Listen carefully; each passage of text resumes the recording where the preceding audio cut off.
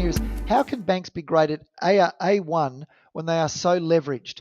All right, banks are always leveraged, and it's something to bear in mind. The question relates to the fact that banks are leveraged hugely by virtue of the fact that deposits are a liability. So the deposits that we make in a bank is a liability to the bank. Now, in order to be worried about that leverage, you have to be worried that the deposits are not going to be honoured. From an investor's perspective, you're worried about the leverage to the extent that there's a very large amount of leverage and a very low amount of equity, relatively speaking. So you only need a small problem, a very small problem on the debt side, on the deposit side, to have a very big problem on the equity side.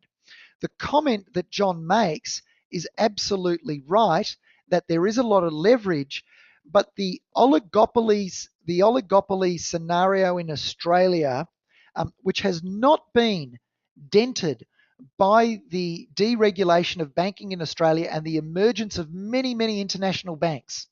That oligopoly, that monopolistic condition that the banks enjoy, those conditions remain, and for that reason, large amounts of leverage in the banks are less of a concern to me, provided you are happy that there is a sufficient amount of mortgage insurance being extended to people overpaying.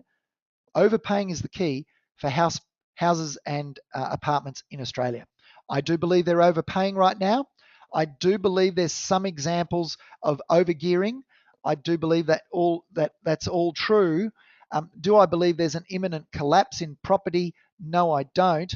Do I believe, and that's just my opinion, by the way, do I believe that if we had a collapse in property, that would be detrimental to the banks long term? No, I don't. Do I believe it would affect their share price? Yes. And why don't I think that it would be detrimental long term to the banks? Simply because a large amount of mortgages are insured, and you really need to be thinking about QBE and Genworth rather than the banks because of that insurance. They're not all insured, I grant you that. It's about a third that are insured, but the riskier ones are the ones where the banks insist on mortgage insurance.